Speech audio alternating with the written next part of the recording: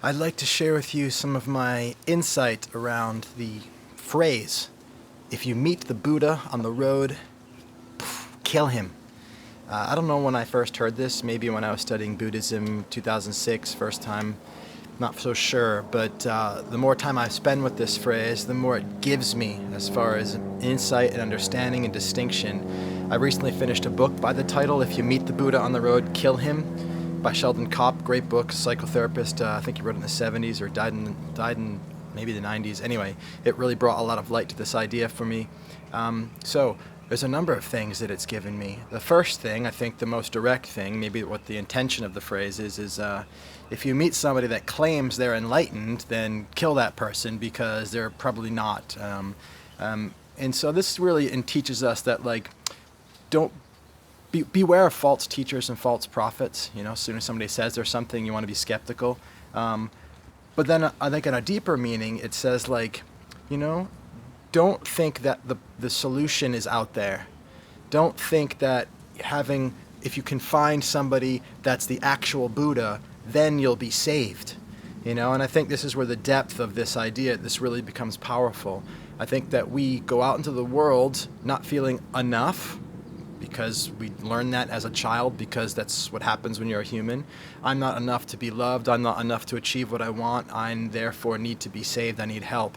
So some people sit around and wait and procrastinate because they feel like, when is somebody going to come and save me? And others go and seek that person to save them. Let me go find the teacher. Let me find the Buddha that can then help me be enlightened.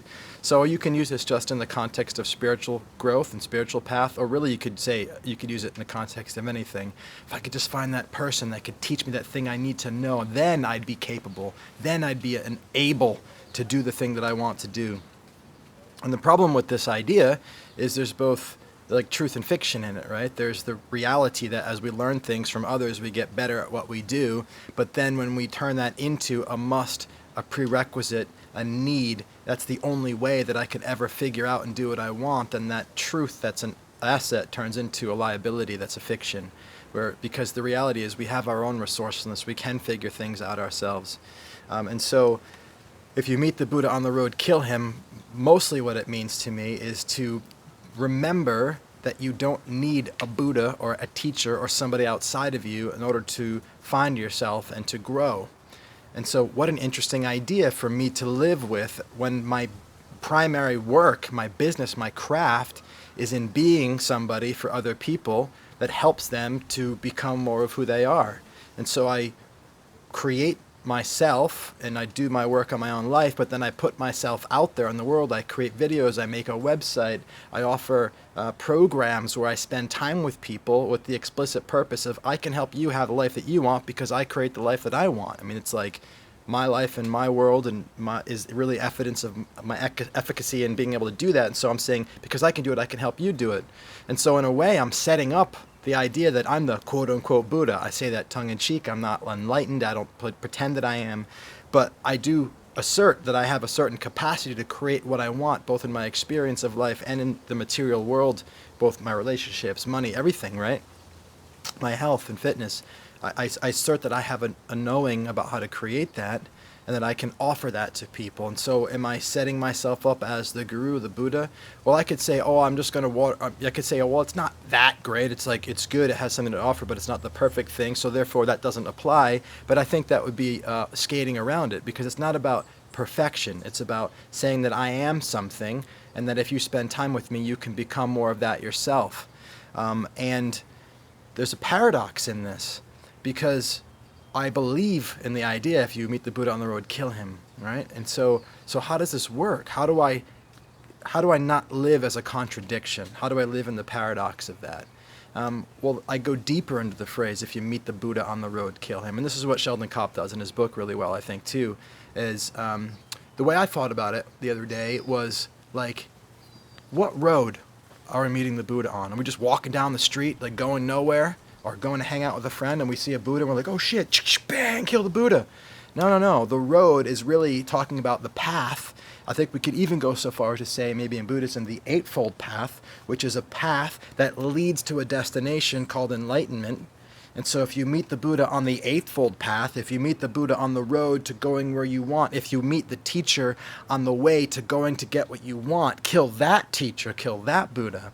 And so the context of the place in which we meet the Buddha is relevant.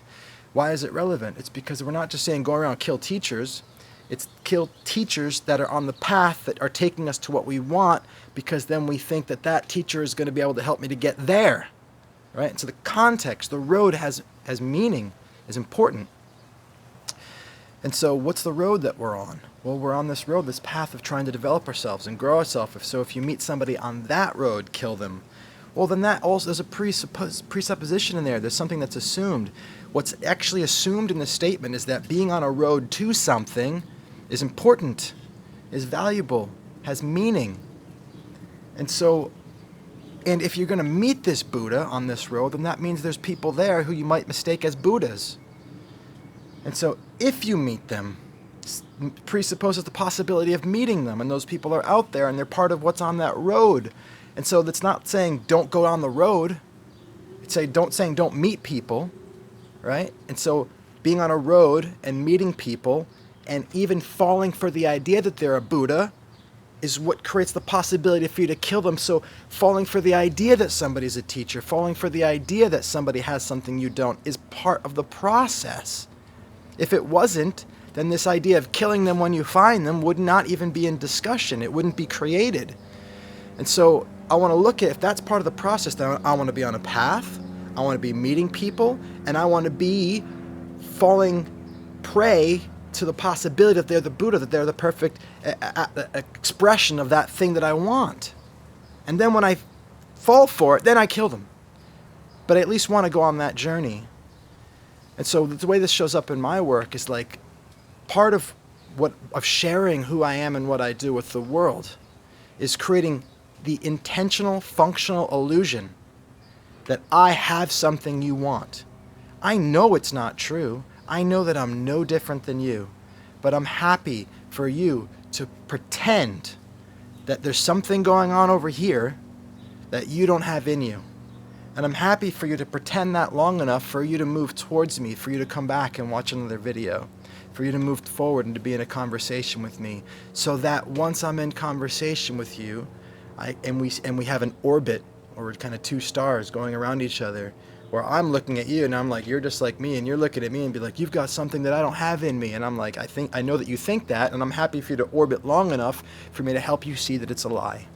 So my primary work with my clients is to do this dance where I hold them in the space of possibility through creating myself and through my speaking, what's possible for them in their life. I talk to them about them, they still hear it about me. I tell them how great they are and how much is possible for them, and they think, well, you're just deluded, you're seeing that in me because you know that you can do that yourself. And I'm like, yeah, but no, but yeah, but no, right? Because I see anything that I can do that you can do too. So I create the possibility that draws people into conversation, that has them want to be around me, because when they're around me, they think, wow, maybe that's possible for me. Well, at the same time, they think, oh my God, it's not, he's that, right? They make me into a little bit of a Buddha, not in an enlightened sense, but as an expression of something that they want, they don't feel they have. And I'm willing to use that gravity, that gravitas, created through that illusion, which the phrase, if you meet the Buddha on the road, kill him, is pointing to destroy.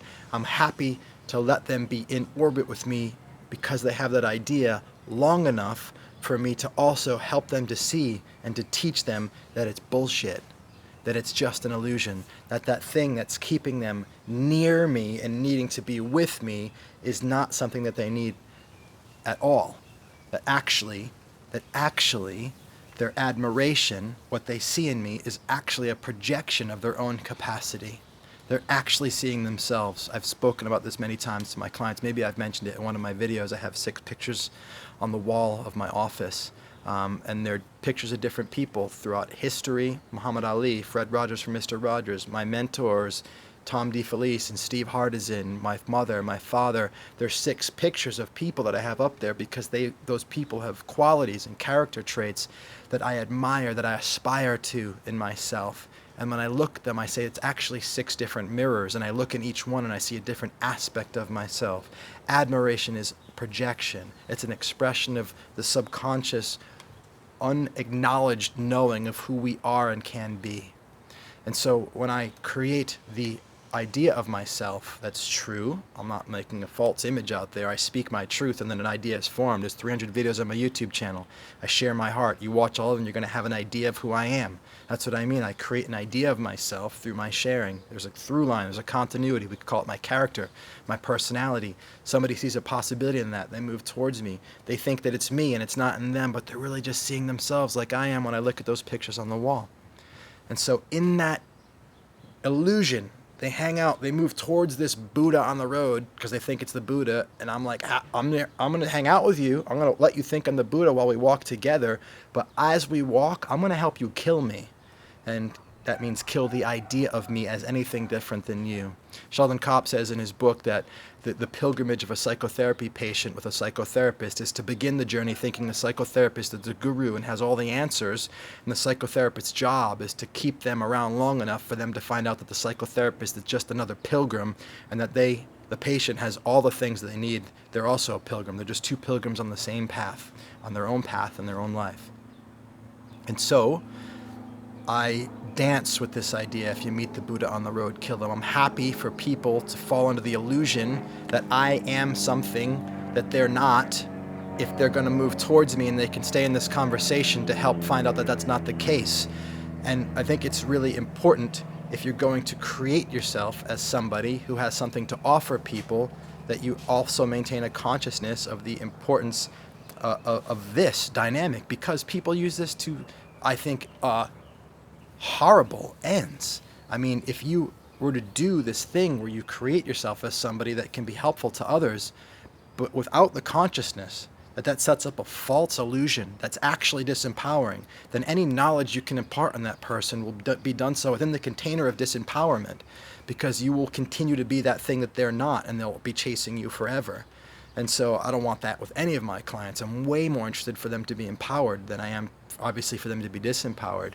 And so this is why it's not just part of my conscious intention, and I implicitly am trying to kill myself in our work, but I'm also explicit about it. I share this with my clients. I help them to see, I remind them all the time, kill me. The moment you think that I'm something you're not, it's time to kill me. And I don't mean that literally, like don't come to my house trying to kill me or anything, but I mean that kill the idea that I'm anything special, that I'm anything different than you. I said to one of my clients recently that the only thing different between me and you, this is a client who was projecting at me as having the capacity to do things he doesn't have the capacity to do. I said the only thing different between me and you is an idea. Now, it doesn't mean there's not differences, but those differences live in the realm of ideas. So the moment you can see that, you can take agency and authorship over the ideas about our difference, and you can collapse that difference, so it gives you access to the things you see in me or in anybody else. The only thing different between you and anybody is an idea. Doesn't mean there's not differences, but those differences are ideas. You have authorship over those ideas, you immediately get access to being that thing that you think out there is not accessible at the time. So, what do you think about this idea? If you meet the Buddha on the road, kill him. Yeah? Do you think that there's people out there that have things you don't have? Or do you think, no, there's not? Or the moment I think that there is, I should just kill them and I don't need a teacher? Like, you want to fold your arms and go the other way? Or do you want to dance with it in the middle? You know, Carl Jung talks about in the psychology of transference, that transference acknowledged and used intentionally, explicitly, is so powerful. And I've experienced this in my work. Like, people try to avoid it and pretend it's not happening. I think Freud was more like, oh, transference is dangerous, it's bad. It's like, well, yeah, there's some heat, there's some intensity in it. If I'm going to believe in, if I'm going to use my subconscious projections, I have to be able to see how they're operating in me. Like this fear that I'm not that, and I'm trying to get my approval from this teacher, and as the teacher to the student, it's like I'm looking down versus up, right? Like that's how it comes to life metaphorically in your body, about status play. As soon as I said it, I shifted, I started to look down, right? This is how it shows up in our bodies. Teacher, student, right? So as I look to the student, it's like, oh yeah, I'm proud of my student for doing a good job. And so I've experienced this with my own mentors and coaches too. But the moment it can be seen through the body's experience and how we're doing a status thing and how we're having a fear, we're projecting, I can't do that, they can, I can't, they're different than me. If we can see that, and we can be like, oh, that's my body doing that. This is a bias that's being created through my neurology, through falling into the idea that they've got something that I don't. and then we have some more agency. But then if we can take that awareness and that agency, and then we can make it explicit in the relationship, and the two people, teacher student, can actually have a conversation about how they're both having those biased experiences from their body, then what happens is the transference, the projection becomes a conscious part of the relationship dynamic, and then it can be used to actually aid the transformation and aid the work. And so, yeah, Jung was a big fan of that, the psychology of the transference, kind of a hard academic text to read, but very interesting. And that's my game. I love the game. I'm happy. And I'm always pumping it up. I create myself for people because I know that if I can capture their attention, when I say I create myself for people, it means I share who I am. Honestly, I don't try to pump it up, but I don't belittle it either with false humility. I speak the truth about what I create in my life, with my marriage, with my son and my family, my business. I just tell people. And for some people, that's really attractive and that's interesting. For other people, it's like much smaller and much less than what they would want. But like for the right people, it's something they might move towards. So I speak that, I share that, I create that possibility, I have them move towards, I let them think for a moment that that's in me and not in them, long enough for me to be in conversation so I can help point out that it's not the case. And it's a fucking awesome paradox. There's so much power in it, especially when it's explicit. So I guess the piece that I was saying before, I think is a strong responsibility for anybody who's putting themselves in a position of power where they are seen as something that they have to offer. I think that it's the responsibility of them to actually be explicit in that they and the people they're serving are actually equals. There's nothing they actually have that they don't. Because it can be used to, I'm sure you can see it can be used to unfair ends. You can have power over people very easily that way, and you can take from them, and there's loads of that in the world, right? So that's why I think the phrase is, if you meet the Buddha on the road, kill him, because most of the time the damage is done by people believing the power is not in them. And so that's how my work rolls. I hope this has been a useful video for you, and that it's brought some depth to that phrase, and that you can see that there's actually a really powerful dance to be had. Wield transference, wield projection, use it in service of creating more empowerment in people and more integrity in yourself, more love in the world, more beauty. I love that you're here. If you want to be in conversation and dance like this and draw more of your power out through the false imagined projections that you're putting onto me or anybody in the world, let's talk. Send me a message, hit me with a comment. Hey, subscribe if you haven't already. Most of all, thank you so much. I love that you're here. I'll talk to you soon. See ya.